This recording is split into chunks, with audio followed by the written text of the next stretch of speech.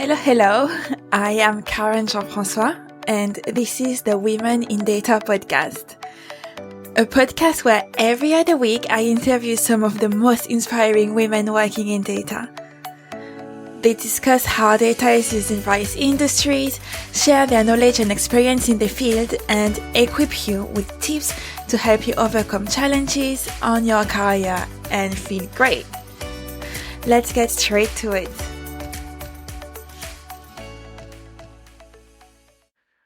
Hi everyone, Cecilia here. Before we dive into Jennifer Mezzio's episode, just a quick announcement.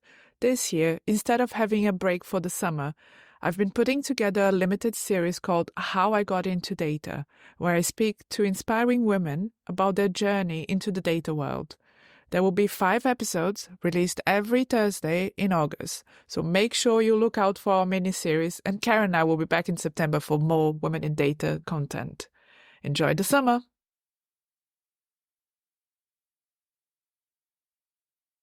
Hi everyone, so welcome to another episode of Women in Data podcast. This is Cecilia Oliveira, and yes, I am on my own today. Well, I obviously have a guest, but this is my first episode hosting. Karen has graciously given me the reins of the podcast, but don't worry, she'll be back on the next episode. Today, we have an exceptional guest with us, Jennifer Mezzio. And Jennifer is a seasoned data professional with over 25 years experience and is now the Global HR Data Officer at First Citizens Bank.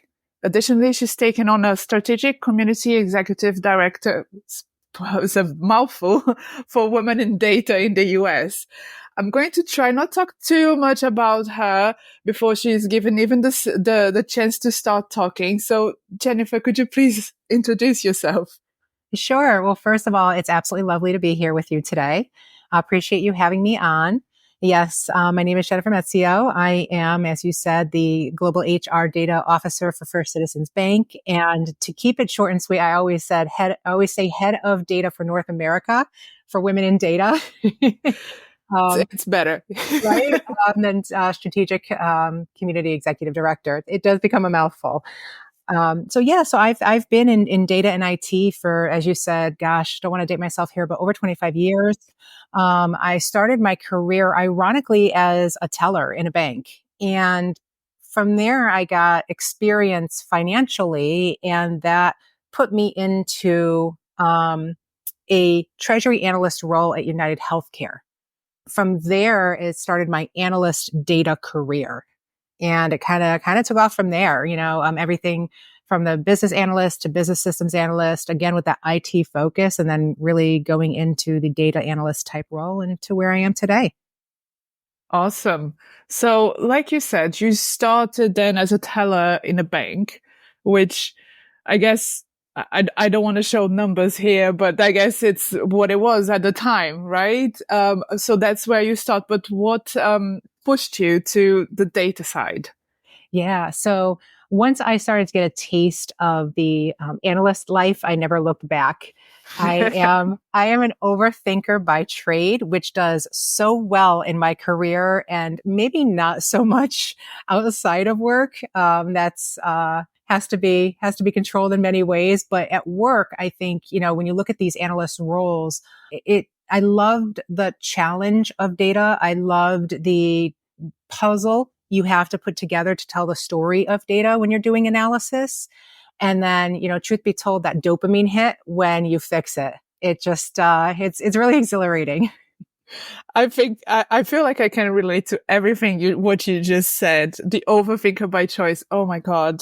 This is so true. I have been overthinking today all day and have not managed to finish anything because I've been thinking, no, but I haven't thought of all of the different possibilities that this could go wrong in some way.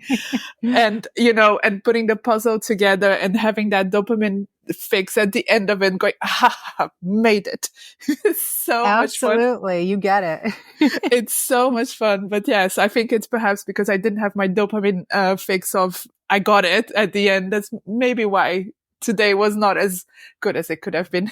Well, we still have another 45 minutes. So your dopamine hit is going to be at the end of this. I can feel it. Oh, I can see it too. That sounds good. But so So I love that. So I see what you mean with, transitioning into data and getting the excitement. But well, obviously we had a chat before and I've spoken to a few people too. And I've heard a little bit about your career and it sounds so interesting and challenging also at times. Now, I know that you've had an experience with Silicon Valley Bank that perhaps was not exactly what you would have expected when you started. Uh, I know that for me, when I've heard everything that happened with them at the time, it just felt so foreign to me. So meeting you for the first time, I was very interested in understanding what's happened. So do you want to tell us a little bit about your experience over there? Yeah, for sure. And it plays into a little bit of what we'll be going to as well as we continue our podcast, which will be interesting. But yeah, so I've been at in actually this Wednesday, it would have been 7 years at Silicon Valley Bank. I started as the head of business requirements, rolling out the entire business requirements across the bank. Met my now boss at the time, maybe 5 years ago, and was fortunate enough to meet him and move into human resources.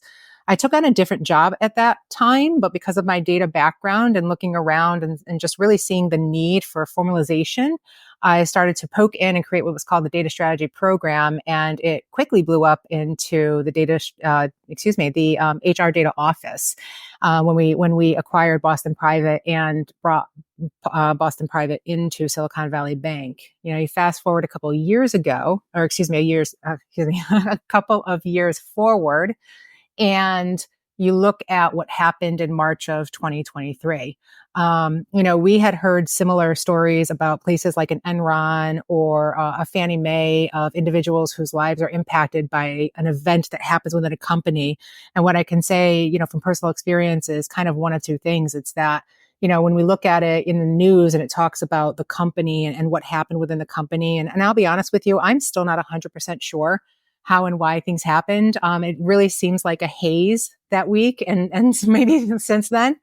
But I would say, the impact on the individuals inside is something that doesn't get addressed enough. And being one of them and seeing the incredible talent around me and people's lives getting impacted, it's pretty surreal. And then you add the layer of the HR data officer on top of it and everything I've had to deal with. From the HR perspective, when something like this happens, when a company fails and we're taking a global company that it has such a huge presence and now we're disassembling it, and then reassembling it in some areas, it can be overwhelming and it's certainly been a lot. That's the story you don't get from the outside of the news perspective. Oh no, absolutely. I mean, you get the full story, whatever happened. And I can imagine that because seeing from the outside is one thing, but when you're on the inside, it probably just feel like you're in a washing machine and just getting through all of the emotions. And yeah, if you're in charge of HR, it must be heartbreaking to see all of the impact it causes around you. Yeah, that's great analogy, and you hit the nail on the head. It has been incredibly heartbreaking in a lot of ways. Again, these are, people's lives. It's not just a story. And being part of what can make it positive has been fantastic. And then when you have to just, business is business at the end of the day, things happen, companies get acquired, people get laid off because of redundancies. All of that is business as usual. It's not specific to Silicon Valley or any other company. But when you have to be part of that side of it, it's, like you said, heartbreaking and honestly quite exhausting. Oh, I can imagine. It's emotionally exhausting, definitely. Yes. But do you have any learnings you could share from the last 7 years, I guess, then if you're still in it a bit? Yeah, I think just if I take a step back and I think about personally the impact this has had on me and the individuals around me, is that, regardless of whatever stories were out there or the reasons why people think the bank failed, what I could say is that we had a ton of amazing talent and amazing people working within this bank. And people alongside me, myself included, we worked almost to the point where it sacrificed our health. The culture was just, and we enjoyed it, right? Like the culture was we had a big camaraderie. We wanted to see the bank grow and succeed. But when all of that goes away in the blink of an eye, you start to look back and question, your identity, at least for me. And I start to look at it and say, okay, great. I love what I do as a data officer. I love making a difference. I love creating that impact. But did Jennifer Mezzio get lost along the way? Where was my self-care? Where was my life? Because at any moment, these things, we even saw it in 2020, right? Where something can happen in life where it impacts you so much that you should never lose the core of who you are. You should never lose your identity. And so what we do during the day, that's a job. It's what we do. It should never be who we are. And I think that is what that taught me, is that data officer during the day, but Jennifer Mezzio, I so much bigger than that. And so since then, I've really created space and self-care in my life that allows myself to have more of that life-work balance, not that work-life balance. Absolutely. And I think, you were talking right now, and it just made me smile because I feel like I've gone through a pretty similar experience in terms of putting yourself in the center of it and not, your job or your company or whatever it is that you do. It's a way of earning money. It's a way that you can feel very fulfilled in your work life, but we go through moments and it will be like the bank going under, or it will be a COVID, a COVID pandemic where you lose your job, and they're not going to be there for you. What is it that you're doing for you and for the people around you? That's actually what counts. So that actually made me smile. I think it's brilliant. You're absolutely right. I'm with you on that. Thank you. Was that your dopamine hit? It was a little bit, yes. Thank you.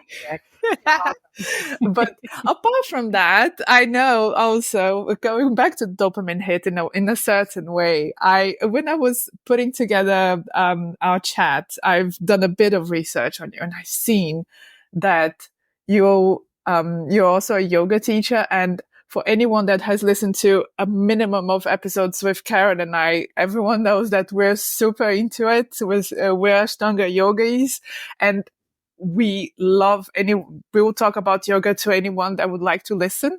But tell me, does yoga influence your career at all? Perhaps putting yourself a little bit more in the self-care, that would be a little bit more important than it was a few years ago? Yeah, for sure. I am a registered yoga teacher. I have completed my 200 hours. It was one of the most fulfilling things I've ever done. I want to do my 500 hours, but somewhere beautiful and tropical, and more for my spirit than for anything else. So I recommend if anyone ever gets a chance to do so. But yoga is, the one thing it's taught me is when there's a world of chaos around you, and that could be in the world of things that are happening or in data. Data itself can be so chaotic, like we talked about earlier. It's a puzzle. And, yoga, I think, has taught me to, within that chaos, to focus and center and, really try to trust my intuition and intention as I work through things. And that's both personal and on the data side. Again, just because of the complexity and the many layers data has, it can get overwhelming when you're working through something, very overwhelming, especially when you don't see the answer right away. But there is always a solution to every problem. I truly believe that. It just sometimes takes a little bit longer to find it. And so, I think that's just been a huge, take a moment and take a breath. I think that's what yoga does for me. Yeah, I think it's something that I've been trying to implement at work. Sometimes it works very well, sometimes it doesn't. But you need to come back to it. You're not going to get it on the first time sometimes, and it's okay. It's acceptable. It's a work for later on, I guess. And I think that's another thing, you brought up so wonderfully, is that yoga, I think people see these poses and they see everything on these pictures, but yoga, the last thing yoga is about is perfection. It's actually about understanding your body and your mind and working with it and working through it. And, that's the beauty too of yoga, is that, okay, I want a perfect day, but it's not so perfect. And you allow yourself that grace and that space to navigate through it as a human being. Yeah, you've summed it up. I can't say anything better than that. Well done. But I know also, within when working in data, and it's sometimes a little bit difficult, and I guess that especially when you're going through a bit of a challenging time, as for instance when you were with Silicon Valley Bank. I'm wondering how did you look for a community in data? Yeah, so I spent several years honestly looking for a community, and I joined a few different organizations, some at the very senior leadership level for women. And I just, as lovely as they were, they felt a little bit more like a networking for me. And every organization has its purpose. There's plenty of room at the table for all of us. But for me personally, I really wanted that community. And I also really wanted to be amongst women who understood the tech and data challenges of the world. We live, and it's still in a very male dominated world, but we talk about two fields that are heavily male dominated. And, when you're a woman going through your evolution, you experience certain things, and it's phenomenal to find support to kind of help you through that. And that's exactly what I was looking for from as far as a community. Okay. And how did you come about women in data then? Oh, it's my favorite story. It really is. So, I think in July of 2022, I joined CDO Magazine on their editorial board and as a writer. And I published very, very quickly right afterwards. I was ambitious, and I published an article called The Importance of Women in Data. And about a week afterwards, I was contacted by, this lovely woman, Lucy, who had talked to me about a few things. And then she mentioned this woman, Roisin, wanted to talk to me. Now, I had never heard of women in data at all. And okay, I was like, okay, let me look this up, and started looking into it. Roisin and I talked. She was lovely. We had an initial conversation, and we tried to meet up when I went out to London in December of that year. That didn't happen. Kept in touch here and there. And then March 2023 happened. And Roisin reached out, and we got on a video chat, and she looked right at me and she said, I have to ask, are you okay? And I'm going to try not to tear up on this because, as the HR data officer, I think, you go through the motions, and like we had talked about before, it's just heartbreaking. And honestly, it still is. I'm still working on all this stuff still. And, Roisin was one of the very few people to look at me as a human going through this and be like, are you okay? And I just looked right at her, and I'm like, no, I'm not okay. And we talked about it for a bit, and then she and some of the other WID ladies flew out to Vegas for the Snowflake conference. I happened to be there as well. We met in person, and I had said to her, I absolutely love your organization and what you're doing. If there's anything I could do to help, let me know. And she said, it's funny that you say that. How do you feel about heading up North America? And I was like, I'm not sure what is entailed in all of that, but let's do it. I just amazing bunch of individuals, a group of women, and everything that WID stands for was exactly what I was looking for. And to be able to share that community and that purpose across the States is really, I'm very grateful for the opportunity. It's amazing. You talk about it, and I'm like, yeah, that's Roisin. Yeah, that's all women in data. That's exactly that. It really is. And it is a little bit how I felt when I started too. I started with the podcast, and I started talking to Karen. It was the middle of the pandemic. Nobody was talking to anyone. And turns out I now have this amazing community that I'm so proud to be part of. And it just keeps on growing, and it just keeps on giving to everyone that is part of. So it's just really exciting to meet other people and see how the community affects other people too. It's so true. And I'll be honest, to give the plug to the flagship and all the amazing work everyone did this year, being able to go out and experience that. And like you said, I mean, it's really, it is Roisin, and it is the individuals we have in this community that are just so genuine and are just so, willing to help each other. And it shows when we are able to meet or in the things that we do. But wow, that flagship blew my mind. Being able to combine one of my two favorite things, data and kind of like the whole female lens on it. Why do we have data? What are we using it for? And how are we creating change and impact for women, right? How are we moving that needle? I mean, it was just unbelievable. Not even to just mention the energy.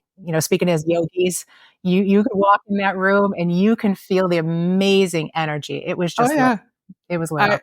I this year I needed 2 days to recover, and it wasn't because of the partying on the at the end of it, which I actually didn't that much, but it was just like it was so much energy around you. I this is something that now perhaps as you're getting older or whatever it is, but I know that when there's too much energy around me, I'm like, okay, now I need a break and not talk to anyone for 2 days. So this is how I felt afterwards.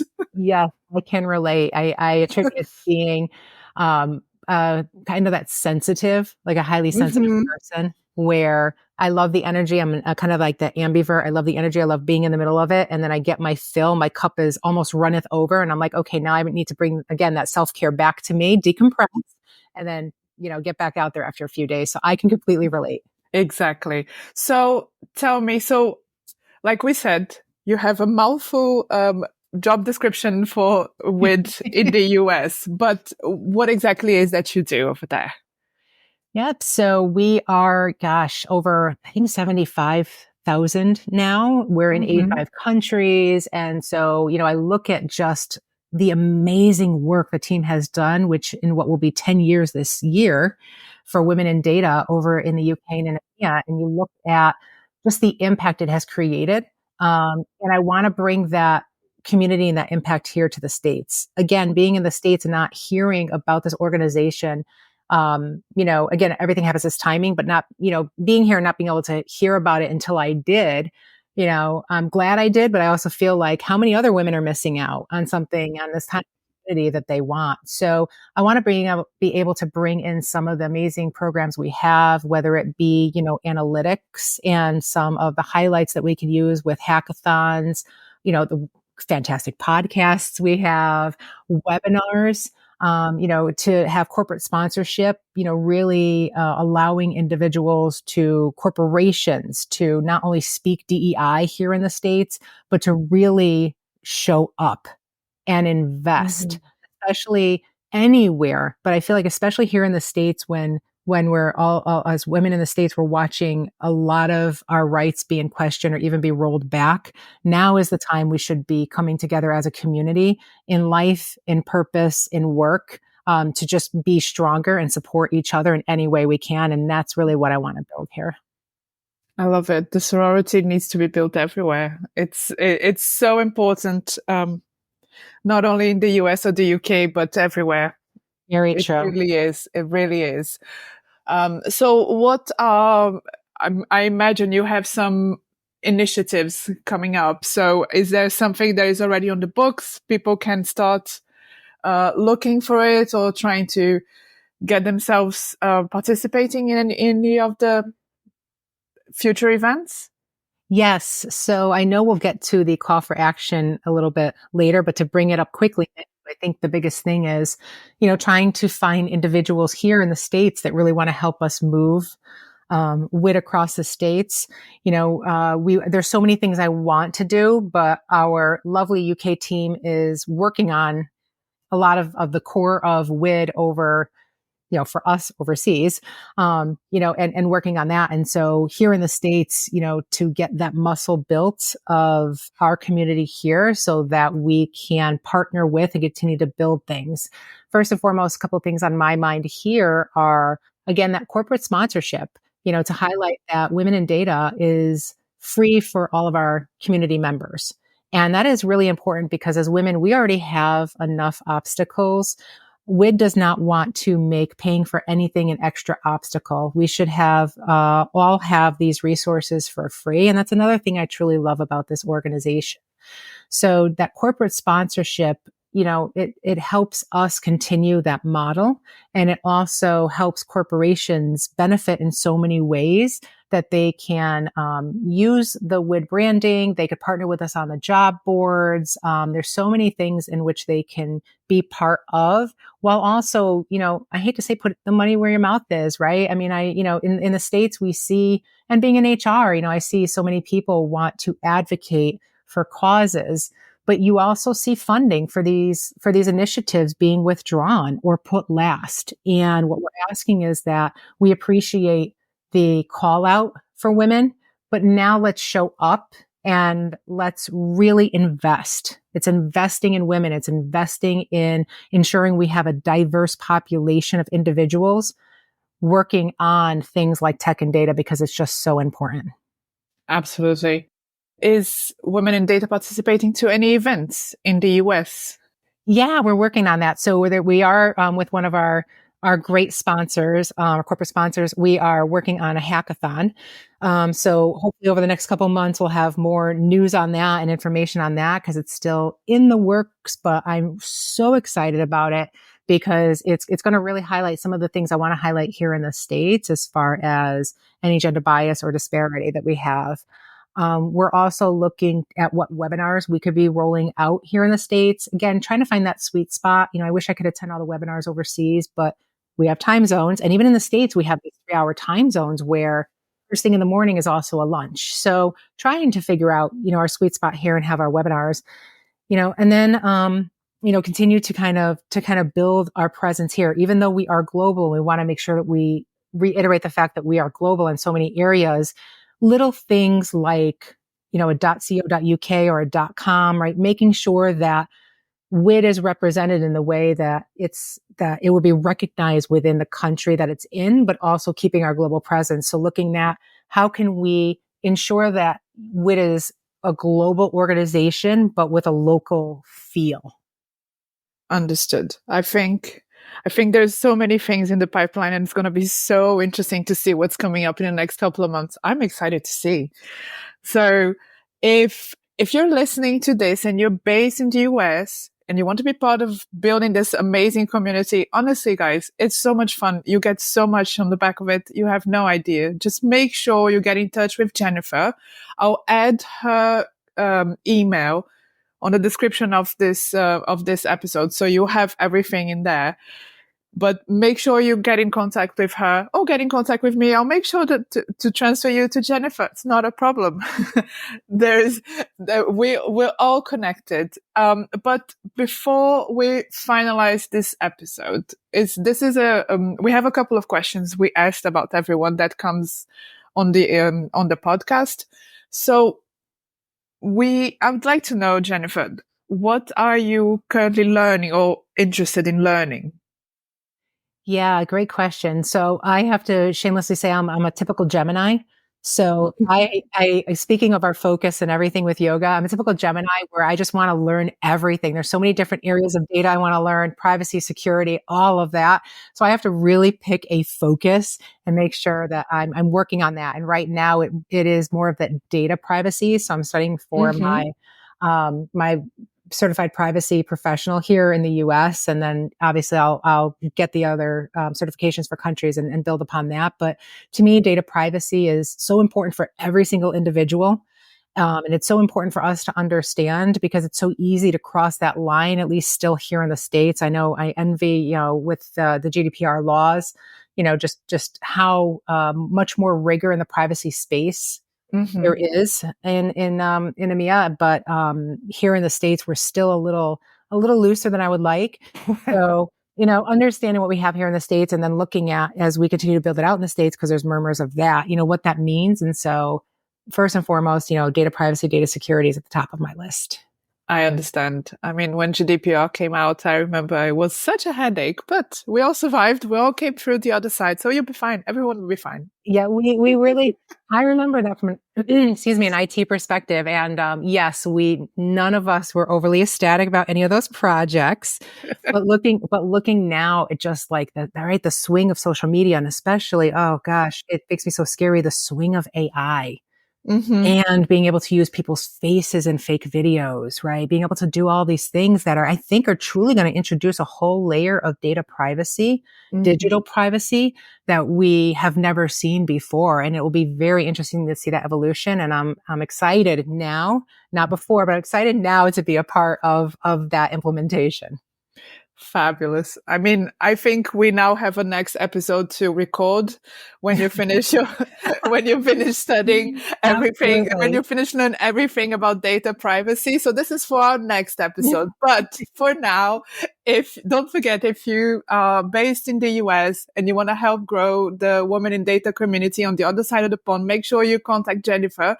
And thank you very much for your time. Thank you. This has been fantastic.